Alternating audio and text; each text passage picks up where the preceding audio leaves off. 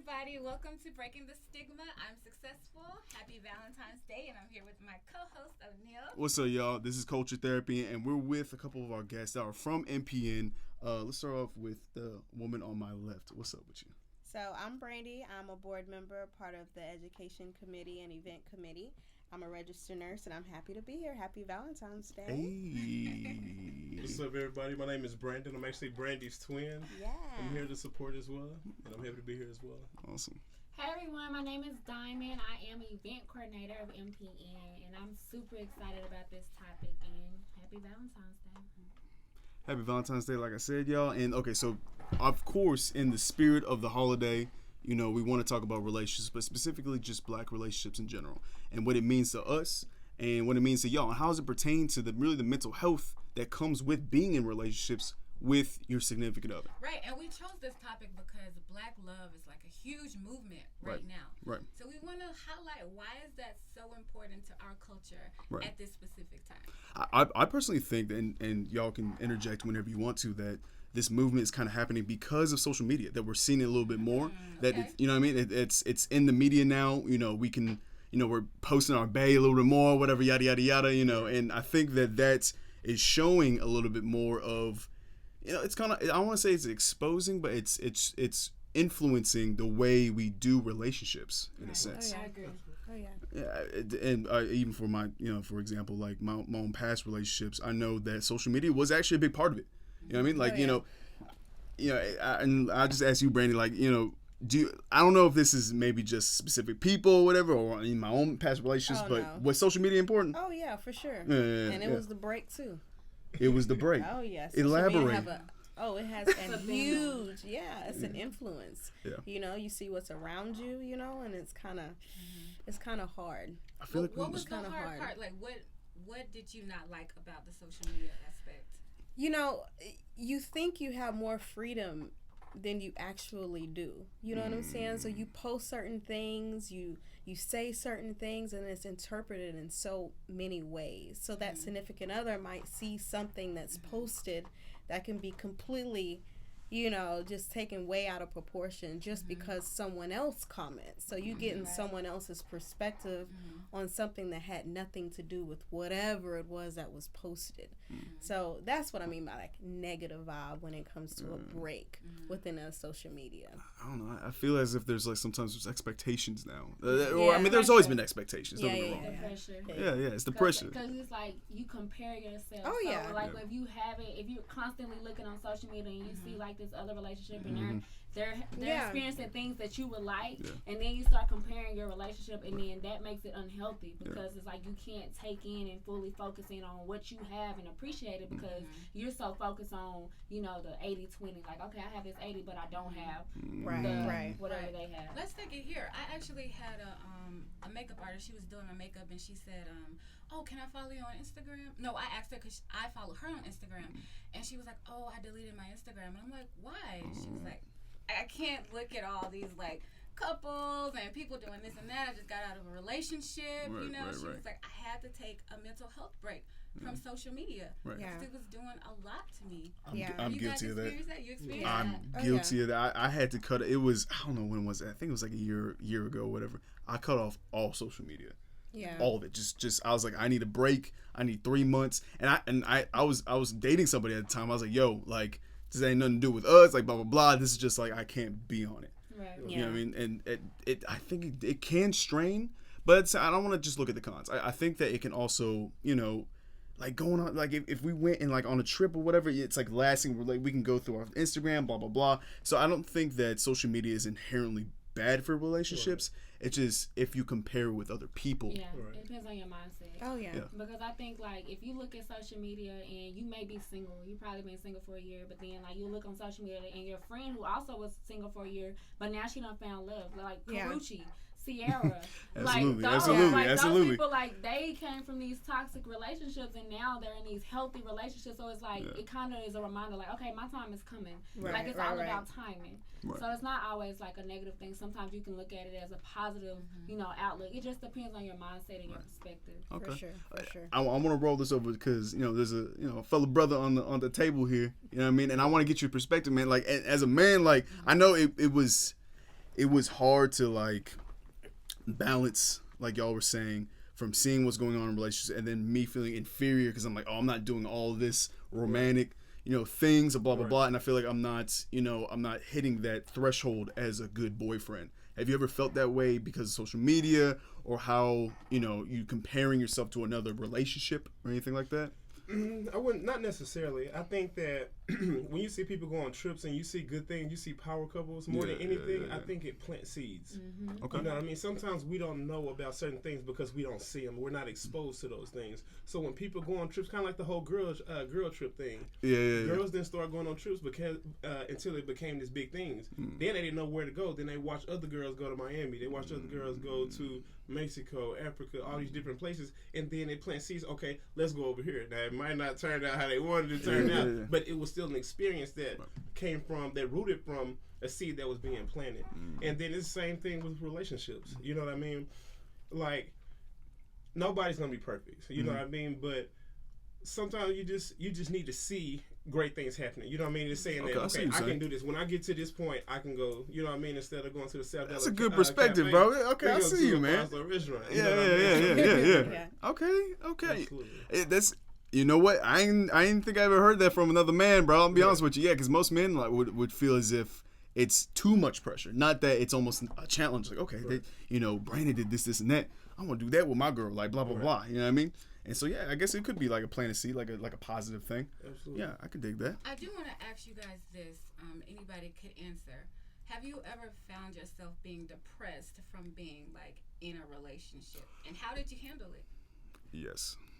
And then we're referring this to social media? No, just general. Period? Because of the relationship or something out? Because of the relationship. Oh, yeah. I have. I mean, I'll be real. Being in a relationship, and it depends on what you have with this other person. So when you're in a relationship and you're 100% for this person, or you feel like you are, and it kind of falls off based off other situations going on within his world or her world. I'm speaking personally.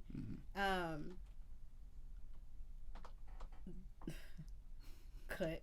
Go ahead. No. Okay. Go ahead. No, but speaking personally, when you say depressed, right? Being depressed is not knowing if I was doing enough. You know what I mean? And so when the relationship went south, in my head, I'm thinking, how do I fix it? And when I tried to fix it, that's when I became depressed because it wasn't both of us working together. That makes sense. That makes perfect sense. So that's when it became that, okay, I can actually, what do you do? You know what I'm saying? Like, how do you push forward when someone else don't want to push with you? Right. So that when, So how did you get out of that situation? Because, I mean, I know, you're doing great things now and, you're taking care of yourself and your mental health. So, like, what exactly did you do to make sure that you were the best you?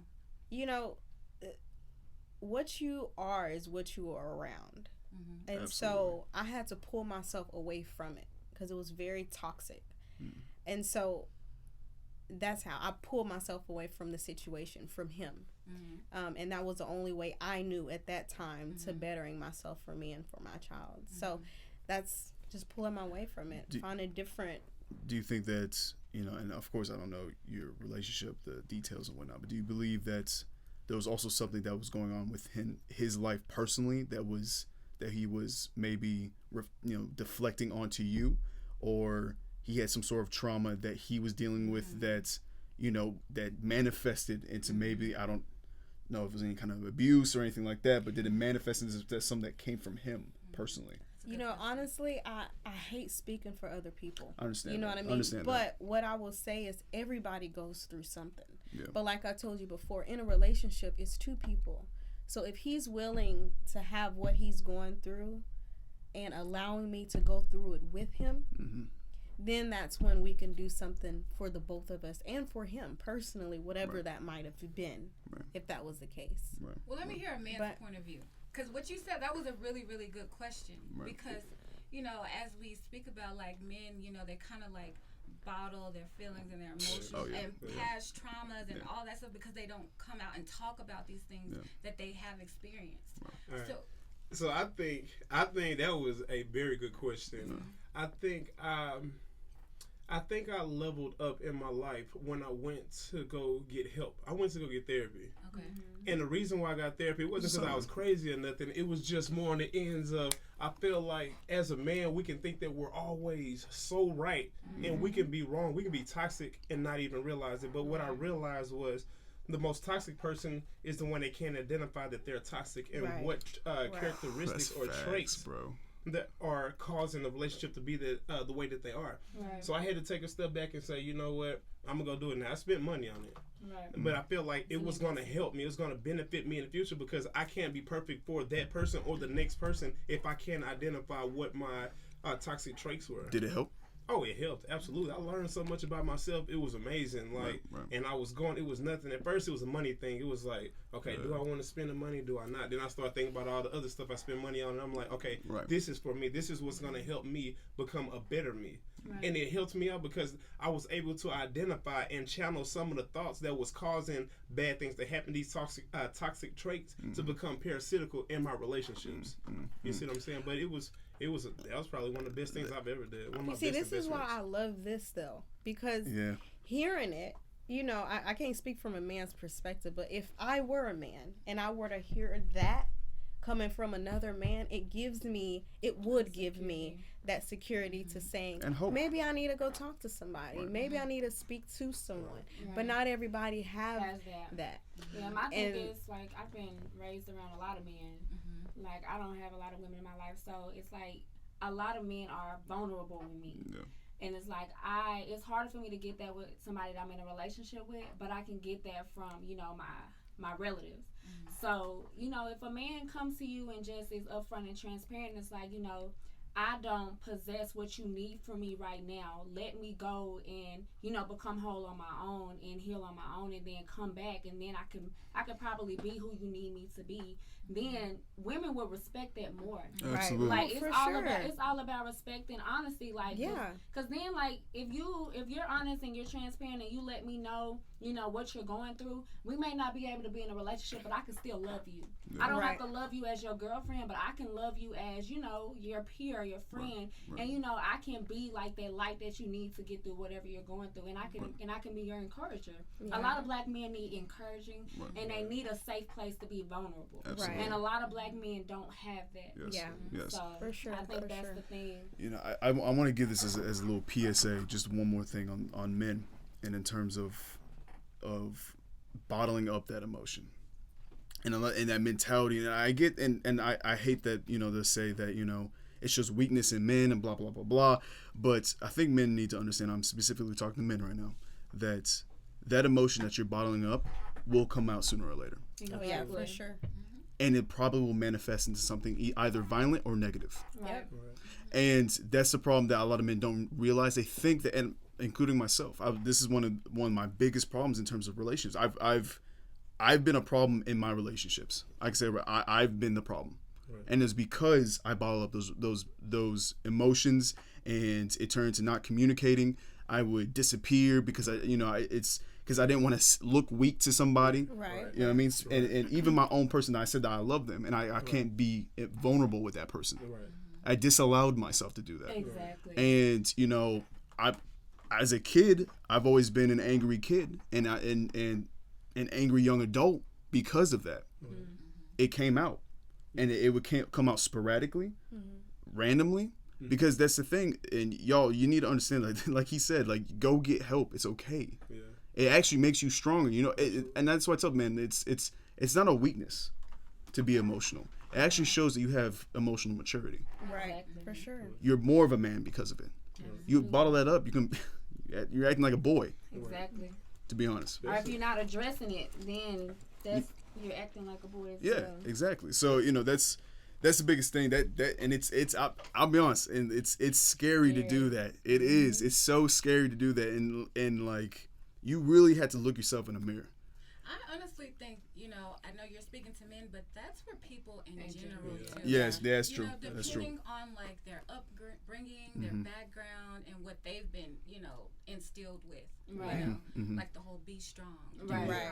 Toughen up. Yeah. You know, Because even being raised by a single parent, like they have to put on this strong face, and you never see them being weak. Like I've never seen my mom have a weak moment. I've seen my mama cry one time in my 29 years of life. I've never seen her have a weak moment, and now that we're closer now, I call my mom my best friend, and it's like she's more expressive to me and she's more open with me. She had those moments, but me growing up, I'm like, my mama's superwoman, like she took a licking and kept on ticking, but that wasn't her. Like it was just like she kept that away from us. So it's the thing, and then you have to be careful with, I can't expect you to be vulnerable with me if you aren't vulnerable with yourself. That's facts. So that's number one. Like, so if I realize you don't have self accountability, you don't know how to accept your flaws, and what trait you need to work on, then I can't move forward with you on a romantic level because you aren't ready. It's just basic, like you're not ready. So I'm not gonna force you to be ready. So. That's just the thing. I kind of want to touch on that, and like having the single parent or the outward environment that could be affecting that, and that's why what we're talking about, specifically, of course, mental health hurts everybody or affects everybody, excuse me, but it affects disproportionately some of the Black and brown community, and the reason why for that, and we understand this, but speaking it out loud is just a lot of times there might be scenarios that we can't show weakness. That when there's bills to get paid, when kids are raised, I need food on the table that maybe I can't eat but my kids will. Like I can't show that weakness. I'm not allowed. Unfortunately I'm not allowed to. I can't. And so that historically has affected the Black and brown community disproportionately because we weren't allowed to. So now it's almost as if it's hitting us a little bit harder and more swiftly, because now all of a sudden it might be a little bit of a wake up that we do need that maybe that this historical disassociation of mental health has seeped and had a ripple effect into other tenets of the problems in the community. Yeah, and that's why Black Love is the movement now, because they want to celebrate. We want to celebrate when we see Black families and Black relationships. I almost like Black connection better than Black love. Yeah, I think that what I mean. Like yes, like being in a relationship, I love my partner, but I still want a connection. I want to connect you, like you know what I mean. I want that connection with you. I want that connection with you, even though we might not see each other, we might not be the best of friends. I might like you. I might not like you today. Right. Still connected. Right. So good. You know what I mean? So it's I think that like you were saying is becoming more, I guess, popular. Yeah. And I think it's extremely important, man. But again, just real quick, I think the most important part of that aspect is the mental health part. When you see power couples, if you just see a regular couple, they can go through things and it can be the most toxic thing in the world, but you will never know, because you're not in that relationship. Especially with social media. Yeah, especially with social media. If you only see you only see the pictures and the smiles, matching red bottoms. Right. Yeah. In design, the onesies. And then I think also another important thing is, like, if your partner comes to you and lets you know, like, hey, it's something going on with me, you have to be, more open to it. Yeah. And that's being mentally connected. Yeah, that's being connected, because it's like, a lot of people will come to you and be like, look, it's something going on, I need to go to therapy. And be like, it's nothing wrong with you. And see, that's what pray on it. And pray on it. Yes. Pray on it. That's what they say. And that's what we do, though. And then, but sometimes as a woman, and unfortunately, I shacked up. I did. I lived with a man, and in my head, I was brought up as the man controls the household. And this was my younger days, so I was a little naive, so I expected him to do everything my dad. I had my dad, I had my brother, I had uncles, and I had that mentality, good, and I knew I was wrong. I knew I was wrong shacking up with him, but I was in it. So, and when I'm in it 100%. And because I had that mentality, he wasn't enough. Because he wasn't 100% for me. Right. And when he had a problem, that was my problem.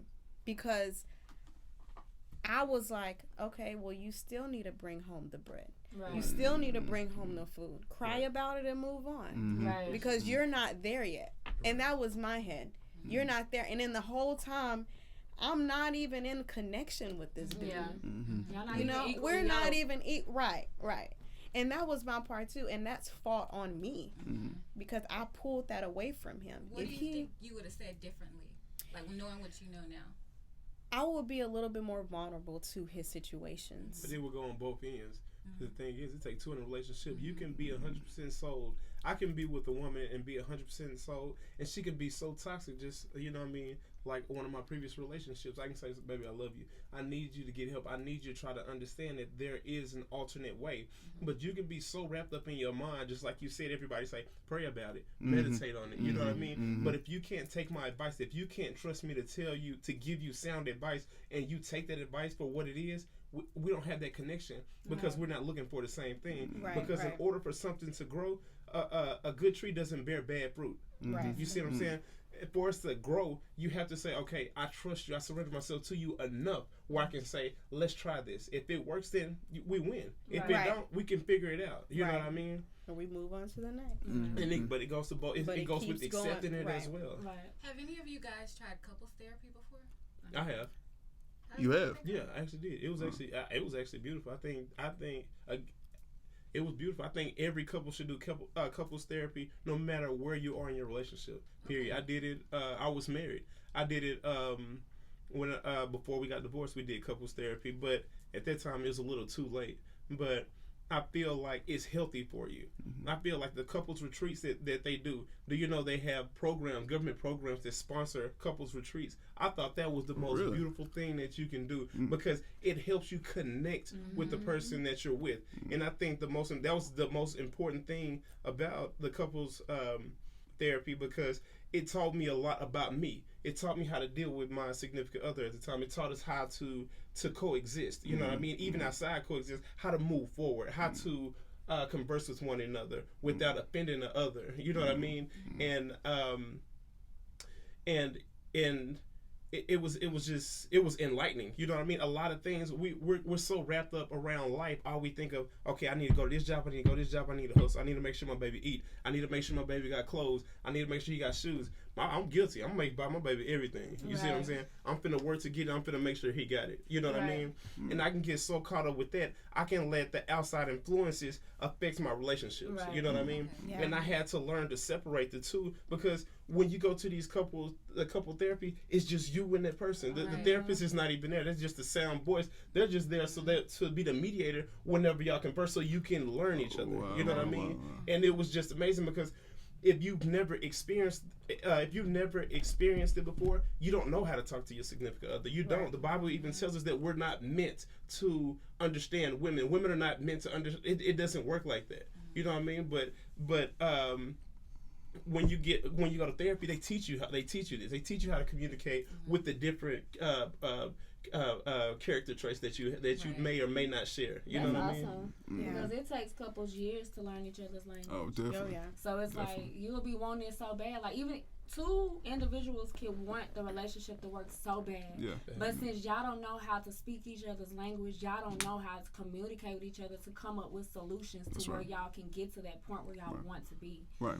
So it's like couple therapy. I think that's amazing. I think everybody should do that. That's kind of so true, man. I feel like you don't really know somebody until they're at their weakest. Right. Oh yeah, for sure. Yeah, absolutely. And then once you get there, what's the next step? Do you break it off or do you power through it? Right. You know what I mean? And actually, I want to use that because that right there is, unfortunately, sometimes I think that, and this is just not, this is not just black relationships, but relationships in general, that, we're seeing a lot of people who aren't going, with modern dating, say there's a problem with modern dating because people are like, oh, I don't like you. I'm not going to work on it. You know what I mean? Like, I don't have time. Ain't nobody got time to work on the relationship. And, I just want to get y'all's perspective. What do you think about modern dating in 2020? Modern dating. My thing is people are so accessible. Oh, it's like, if I don't like what this person is doing, I know I can go and pursue someone else on Facebook. It's like, okay, you be sliding somebody DM. Let me go to my DM. Next, exactly. Tinder. It's the Tinder thing, exactly. So you don't have no patience because it's Tinder, it's Bumble, it's Instagram, it's Facebook. It's like it's so many different distractions. So I was like, the thing with relationships, I think it's very important to have positive, a positive support system. You know, people who look like what you want. Yeah. People like people you actually know who you know like raw. Right. Like, you know, like they done been through some stuff, you know, like they're in it and they're committed, and you need to have that. Yeah. Because, you know, if you only surround yourself, like if I'm trying to be in a relationship and I'm surrounding myself with my friends who are single and, you know, they're not trying to be committed and they're not trying to be committed or anything, and you know, that's what I'm going to fall into. But if I surround myself with like-minded individuals, that's going to make the world a difference in my relationship. That's so true, man, because I don't know how many times, like, you know, I'm with my girl or something, and something happens, we're bickering or some stuff, and my single friends, like, break up with her, bro. Hey, bro, cut it off, bro. Cut it off. Yeah, that's it, dog. That's it. Come on.